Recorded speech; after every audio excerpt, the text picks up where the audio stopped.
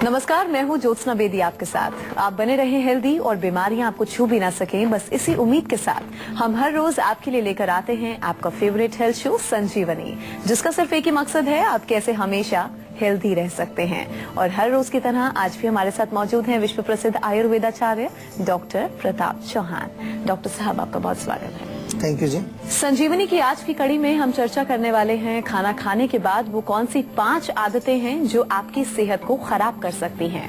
जी हाँ, आजकल शारीरिक रूप से खुद को बेहतर बनाने के लिए आप खाने पीने से लेकर योगा और एक्सरसाइज सब कुछ आजमाते हैं, लेकिन कई बार सही परिणाम पाने के लिए क्या करना है, इसकी बजाय क्या नहीं करना है, इस पर भी विशेष ध्यान देने की जरूरत होती है। संजीवनी की आज की कड़ी में डॉक्टर चौहान आपको यही बताने वाले हैं कि भोजन के बाद किन बातों का ध्यान रखकर हम सेहतमंद बन सकते हैं, और इसके साथ ही संजीवनी टिप्स में हम जानेंगे हिचकी रोकने के घरेलू उपाय कौन कौन से हैं।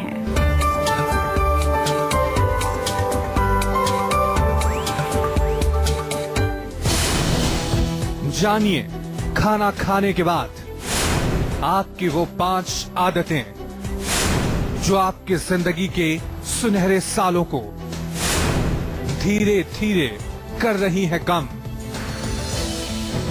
तो चलिए डॉक्टर साहब के साथ हम चर्चा की शुरुआत कर लेते हैं। डॉक्टर साहब, अक्सर हमने देखा है कि खाना खाने के बाद लोग फल खाते हैं, फ्रूट खाते हैं, क्या ये सही है? देखिए, आयुर्वेद में जब हम खाने के बारे में बताते हैं तो बहुत बारी अपने शो में हमने जिक्र किया है कि जब भी आप जो भी खाएं तो आपका उद्देश्य एक रहना चाहिए, हमेशा आपको रखना है दिमाग में कि जो भी खा रहे हैं वो पचना चाहिए। You should digest what ever you're eating, बहुत जरूरी है, क्योंकि अगर पचेगा नहीं तो बहुत सारे रोगों को पैदा करेगा। इसलिए आयुर्वेद में बार बार हम कहते हैं कि सभी रोग पेट से शुरू होते हैं। तो एक तो जब आप भोजन खाते हैं तो कोशिश करिए भोजन को सिंपल रखिए। सिंपल यानी कि जो आसानी से पच जाएगा। बहुत सारी चीजें अगर आपने मिक्स कर दी, आपने एक दाल रखी, एक सब्जी रखी, फिर रायता रखा, फिर उसके साथ चावल रखे, फिर उसके साथ जो है चपाती रखी, पूरी भी रखी, और अब आपने देखा कई बारी लोग खाने पर जब बुलाते हैं तो पता नहीं कितनी चीजें बना के रखते हैं। तो too many things in one meal is not good. और फिर उसके साथ अगर हम फ्रूट्स को भी मिक्स कर दें, और फ्रूट्स को भी कई बारी वो फ्रूट सैलेड बना देते हैं, कभी कभार फ्रूट्स को दही में, क्रीम में डाल देते हैं, अलग तरह के हम लोग एक्सपेरिमेंट करते रहते हैं। ये जो है मिक्सिंग ऑफ फूड, आयुर्वेद में इसको कहते हैं विरुद्ध आहार, और विरुद्ध आहार होने से बहुत सारे रोग हमारे शरीर में आते हैं। तो कोशिश करो कि फलों को आप अलग ही खाइए, भोजन के साथ मिक्स ना करिए उसको। जी हाँ, तो खाना खाने के बाद कुछ हमारी आदतें ऐसी होती हैं जो हमारे स्वास्थ्य को, हमारे शरीर को नुकसान पहुंचाती हैं। कौन कौन सी वो आदतें हैं, उसी पर हम डॉक्टर साहब के साथ चर्चा कर रहे हैं। चलिए चर्चा को आगे बढ़ा लेते हैं। डॉक्टर साहब, फ्रूट्स के बारे में तो आपने बताया, कई लोग नाश्ता खाना खाने के बाद चाय कॉफी भी पी लेते हैं। जी बिल्कुल। कई लोगों की तो बहुत ज्यादा ही आदत होती है कि रेगुलरली एक खाना पीना है ही है। तो ये कितना सही है, और अगर सही नहीं है? अगेन सबसे पहले तो चाय और कॉफी तो वैसी हेल्थ के लिए अच्छी नहीं है। ये अब तो मैं तो बहुत दिनों से कह रहा हूँ अपने शो में, लेकिन आजकल तो मॉडर्न जो साइंस है, मॉडर्न डॉक्टर्स हैं, वो भी मना करते हैं। चाय और कॉफी दोनों ही जो है हमारे शरीर के लिए नॉर्मली अच्छी नहीं है। और उसको भोजन के साथ अगर कंबाइन करते हैं, नाश्ते के बाद चाय पी रहे हैं आप, या खाना खाने के बाद चाय पी रहे हैं, तो उससे क्या होगा कि वो अगेन हमारा जो डाइजेस्टिव प्रोसेस है उसमें डिस्टरबेंस करेगा, वो पाचन को डिस्टर्ब करेगा। पाचन जब हमारा नहीं होगा ठीक से तो आम बनेगा तो अनेक प्रकार के रोग पैदा करेगा शरीर में। क्योंकि हमारा जो मेन फोकस है आयुर्वेद में, बार बार मैं आपको कहता हूँ कि हमारा पाचन ठीक होना चाहिए। जो भी हम खाते हैं वो ठीक से पच जाना चाहिए। अगर नहीं पचेगा तो रोग पैदा करेगा। इसलिए ये गलत प्रैक्टिस है, इसको तुरंत बंद करें। आपने देखा होगा कई बारी कि चाय, बहुत तेज भूख लगी आपको और आप 1 कप या आधा कप भी चाय पी लें तो आपकी भूख कम से कम 2-3 घंटे गायब हो जाती है। इसका मतलब क्या हुआ कि आपके डाइजेस्टिव सिस्टम को कहीं ना कहीं वो स्टॉप करता है, उसको एपिटाइट को उसने रोका, या डाइजेस्टिव सिस्टम को उसने थोड़ा सप्रेस किया है। तो अगर खाने के साथ आप चाय पी रहे हैं या खाने के बाद आप पी रहे हैं तो डेफिनेटली आप अपने डाइजेस्टिव सिस्टम को सप्रेस कर रहे हैं, उसकी जो पाचन की शक्ति को आप थोड़ा सा दबा रहे हैं, जो कि आपके शरीर में रोगों का कारण बनेगा डेफिनेटली। अच्छा डॉक्टर साहब, जो लोग खाना खाने के बाद सीधा लेट जाते हैं, सो जाते हैं, इस आदत के बारे में क्या कहेंगे? ये भी आदत बहुत अच्छी नहीं है, क्योंकि जैसे ही आपने खाना खाया और खाना खाते ही आप लेट जाएं या सो जाते हैं कई लोग, तो आपका सिस्टम तो सो गया। तो आयुर्वेद में वर्णन ये है कि थोड़ा सा जो है 100 कदम आपको चलना चाहिए खाना खाने के बाद 100 कदम चलें और उसके पश्चात थोड़ा सा विश्राम करने का लिखा है। विश्राम का मतलब लेटने से नहीं है, लेटना चाहे तो थोड़ा सा रिक्लाइन हो सकता है। आप ऑफिस में हैं तो सोफे के ऊपर थोड़ा पीछे की तरफ लेट जाएं, या आप जो है अगर आप घर में हैं तो थोड़ा कम से कम 10-15 मिनट से ज्यादा नहीं, 15 मिनट आप लेफ्ट साइड में थोड़ा लेट सकते हैं, क्योंकि पाचन जब हमारा होता है तो हमारी बॉडी की एनर्जी जो है वो पेट की तरफ डाइवर्ट होती है, काफी वहां पर इमीडिएटली काम शुरू होता है काफी। तो इसलिए थोड़ा अच्छा रहता है कि थोड़ा अगर रेस्ट मिले तो पाचन अच्छा हो जाएगा, लेकिन बहुत लंबे समय तक नहीं चाहिए। जब तक खाना पेट से जो है आगे आंत में चला जाए फिर आपका जरूरत नहीं है उसकी। अच्छा डॉक्टर साहब, कुछ लोग ऐसे हैं जो सुबह उठ के सबसे पहले बिस्किट, रस, चाय वाय पी ली, उसके बाद फिर नाश्ता करते हैं, तो ये आदत कैसी है? क्या ये आदत सही है? नहीं, बिल्कुल सही नहीं है। देखिए, हम एक तो आपको देखना ये कि सुबह जब आप उठते हो तो आपकी क्या भूख बहुत तेज है क्या? क्योंकि सुबह हमारे यहाँ तो लिखा है कि कफ का समय होता है, हमारे शरीर में कफ का प्रकोप होता है और कफ जो है अग्नि को मंद रखता है, तो हमारी अग्नि बहुत स्ट्रांग नहीं होती अर्ली मॉर्निंग में। तो एक तो आप सुबह उठ करके आपने कुछ स्नैक्स ले लिया, बिस्किट ले लिया, रस ले लिया, कुछ लोग जो है जलेबी खा लेते हैं कई बार सुबह उठ करके, दूध जलेबी कई जगह बहुत प्रचलित है, अलग अलग जगह मैं देखता हूँ। अच्छा, उसके बाद फिर उतने से नहीं होता, उसके बाद फिर प्रॉपर नाश्ता भी चाहिए उनको, फिर रोटी चाहिए, पराठा चाहिए, ब्रेड चाहिए, जो भी है। तो दिस इज टू मच। सुबह के टाइम इतना हमें खाना नहीं जरूरत है, और खास तौर से अगर कार्बोहाइड्रेट्स ज्यादा हैं तो वो आपको डेफिनेटली प्रॉब्लम करेगा। तो इसलिए आप सुबह उठ करके पानी पीजिए, पानी पीने के 45 मिनट तक कुछ मत खाइए, चाय भी मत पीजिए। 45 मिनट, कम से कम आधा लीटर पानी आप पी सकते हैं, और फिर 45 मिनट तक कुछ मत आप ना खाइए ना कुछ पीने की कोई चीज लीजिए। शौच वगैरह के लिए जाइए, थोड़ा एक्सरसाइज करिए, जो भी करिए। उसके बाद आप प्रॉपर एक अपना ब्रेकफास्ट लो, उसमें जो भी आपने लेना है, चाहे उसमें आप जो बिस्किट लें, चाहे ब्रेड लें, जो मर्जी लें, लेकिन उस समय ही एक बार उसको लेना चाहिए। बार बार लेने से हमारा डाइजेस्टिव सिस्टम जो है वो खराब होता है। अच्छा डॉक्टर साहब, कुछ लोग रात का खाना खाने के बाद वॉक पे निकल जाते हैं जी, तो क्या ये सही है? और अगर सही है तो किन बातों का हमें ध्यान रखना चाहिए? देखिए, अगेन अगर आप बहुत ज्यादा एक्सरसाइज या कुछ ज्यादा लंबी वॉक पर जा रहे हैं तो वो अच्छा नहीं है, क्योंकि मैंने अभी बताया कि जैसे ही आपने खाना खाया तो आपकी बॉडी की जितनी भी शक्ति है, एनर्जी है, वो मोस्टली आपके पेट की तरफ डाइवर्ट होती है। खाने को पचाने में उसकी एनर्जी जो है काम में आ रही है बॉडी की। तो उस समय उस एनर्जी को आप चलने में लगाएंगे, वो टांगों की तरफ जाएगी, ब्लड सर्कुलेशन जाएगा, तो उधर कमी हो जाएगी। वहां कमी होगी तो भोजन पचेगा नहीं ठीक से। तो आयुर्वेद में जिक्र इतना किया है कि जैसे खाना खाया आपने तो 100 कदम चलिए। उसका पर्पज क्या है कि जो आपने खाना अगर थोड़ा बहुत ज्यादा भी खा लिया है, टेस्टी खाना था, तो 100 कदम चलने से थोड़ा वो ऊपर नीचे जो ऊपर तक है वो थोड़ा सेटल डाउन हो जाएगा। उसके बाद थोड़ा आपको रिलैक्स करना है, रेस्ट करना है।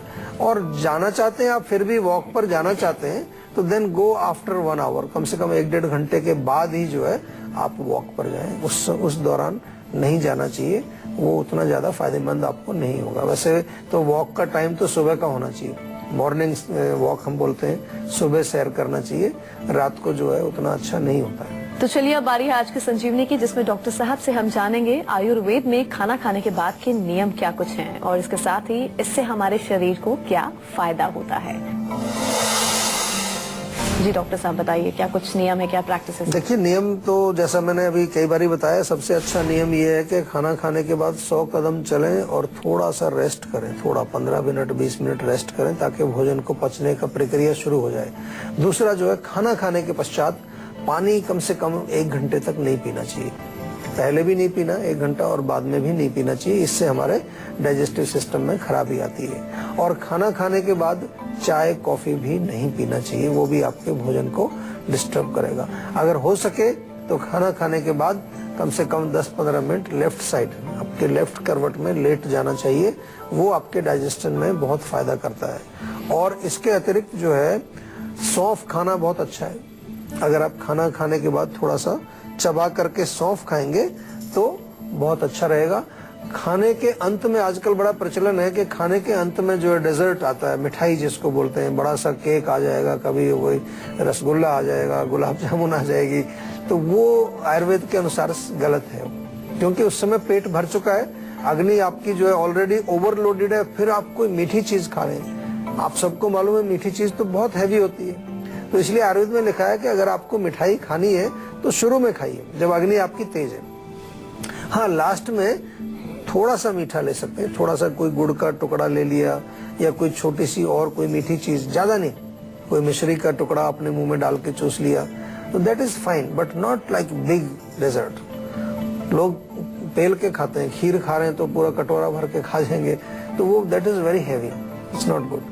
ये हमेशा ध्यान रखना चाहिए। तो कहने का मतलब ये है कि जितनी भी चीजें मैंने बताई उनका एक ही उद्देश्य है कि जो भी हमने खाया वो पूर्ण रूप से पच जाना चाहिए। अगर नहीं पचेगा तो आम बनेगा, और आम जो है वो क्या करेगा, वो आपका काम तमाम करेगा, यानी कि अनेक प्रकार के रोगों को शरीर में पैदा करेगा। अमृतसर से हमारे दर्शक अनिल जुड़े हैं। जी अनिल, आप पूछ सकते हैं, क्या पूछना चाहते हैं? हाँ, नमस्कार सर।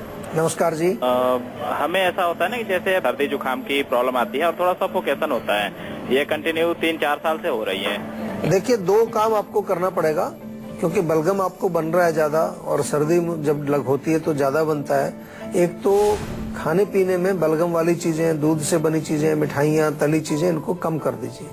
दूसरा, सौंठ, काली मिर्च और दालचीनी, 3 चीजें बराबर बराबर मात्रा में लेके चूर्ण बनाइए, और इसका मिक्सचर जो है वो 1-1 चम्मच सुबह शाम गुनगुने पानी के साथ आपको सेवन करना है। और तीसरी चीज, नाक में थोड़ा सा तेल डालने की आप जो है क्रिया शुरू करिए।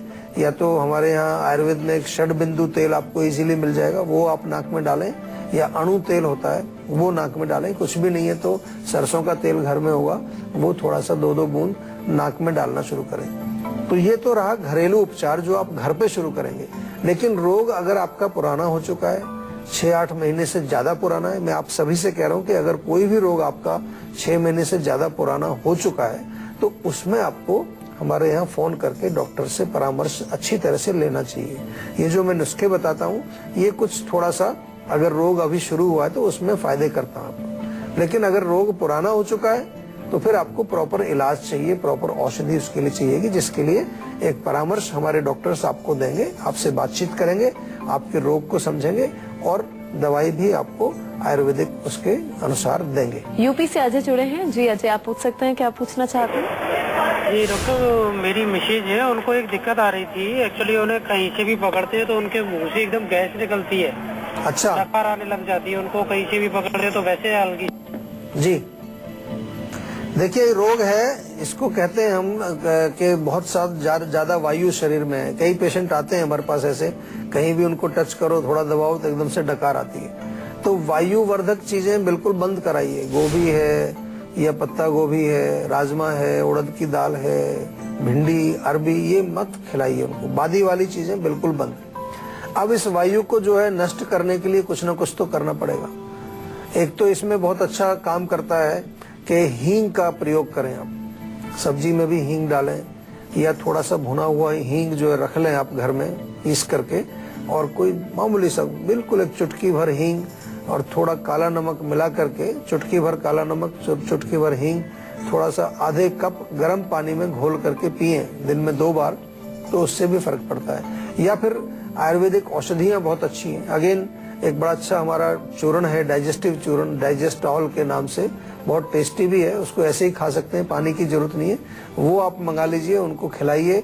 जब भी खाना खाएं उसके बाद एक डाइजेस्टॉल का पाउच जो है उनको सेवन करना चाहिए, ताकि पाचन अच्छा हो और जो गैस अंदर भरी पड़ी है वो गैस शरीर से बाहर निकल जाए। तेल की मालिश भी बहुत फायदा करेगी, मालिश रेगुलरली करें, क्योंकि उससे भी वात का शमन होता है। इस बीच हमारे एक दर्शक सुरेश जुड़े हैं झारखंड से, इनसे बात करते हैं। जी सुरेश, आप पूछ सकते हैं, क्या पूछना चाहते हैं? नमस्कार डॉक्टर साहब। नमस्कार जी। नमस्कार सर, मेरे पेट में दर्द रहता है। पिछले 6-7 महीने से मैंने काफी दवाइयाँ भी खाई है एलोपैथिक, बट मेरे को कोई रिलीफ नहीं मिल रहा उससे। मतलब दर्द मेरे कंटिन्यू रहता है लेफ्ट साइड में। जहाँ तक पेट दर्द की बात आपने की और लेफ्ट साइड में आप बता रहे हैं कि थोड़ा लेफ्ट साइड में आपको पेन होता है, तो मैं कहूंगा तो यही आपको कि एक अल्ट्रासाउंड तो जरूर आपको तुरंत कराना चाहिए। और दूसरी चीज ये मैं बताना चाहूंगा कि हमारे यहाँ पेट का जो जितने भी जो रोग होते हैं, वहाँ पाचन को हम मुख्य रूप से जो मेन समझने की कोशिश करते हैं कि आपका डाइजेस्टिव सिस्टम ठीक है कि नहीं, आपका भोजन ठीक से पच रहा है, या कोई किसी प्रकार का आपको अपच तो नहीं है, गैस तो नहीं बनती है, एसिडिटी तो नहीं होती है। तो ये तमाम जो चीजें हैं इनको भी हमें समझना पड़ेगा। इसके लिए मैं आपसे निवेदन यही करूंगा कि एक अल्ट्रासाउंड कराएं और उसकी रिपोर्ट जो भी है वो बताएं। उसके बाद फिर हमें फोन करें आप दोबारा, हमारे डॉक्टर्स आपकी बात को समझेंगे, आपके रोग को समझेंगे।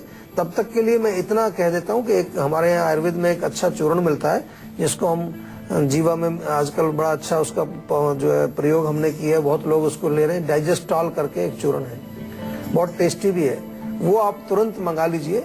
उसको सेवन करने से पाचन संबंधित रोग तुरंत ठीक होते हैं, उनका आराम मिलता है। चाहे तो एक लवण भास्कर करके चूर्ण आपको इजीली अवेलेबल है, वो पेट दर्द में भी आराम करेगा और आपके डाइजेस्टिव सिस्टम को भी ठीक करेगा, वो भी आप सेवन कर सकते हैं।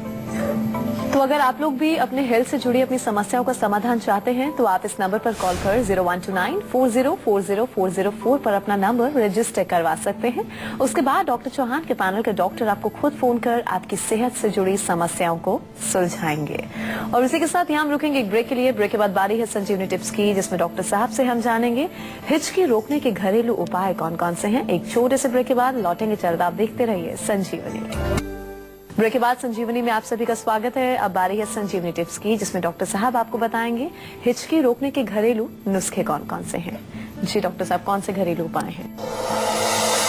देखिए, हिचकी अक्सर जो है कई बार शुरू हो जाती है तो अक्सर लोग कहते हैं कि कोई याद कर रहा है या किसी को याद आ रही है, वो चीज ठीक है, लेकिन कहीं ना कहीं इंटरनल इम्बैलेंस है, वायु जो है वो ऊपर की तरफ आ रही है। उसको थोड़ा रोकने के लिए अगर सिंपल चीज है, थोड़ा पानी पीने से कई बार हिचकी बंद हो जाती है। पानी तो सब जगह उपलब्ध है, थोड़ा पानी पी लीजिए। या अगर घर में आप हैं और ताजा अदरक का टुकड़ा आपको अवेलेबल है तो थोड़ा टुकड़ा ले लीजिए, उसको मुंह में डाल के चूसिए, उससे भी फर्क पड़ जाएगा आपको। या कोई किशमिश या मुनक्का आपको अवेलेबल है तो उसको मुंह में डाल करके चूसने से भी आपकी हिचकी रुक जाती है।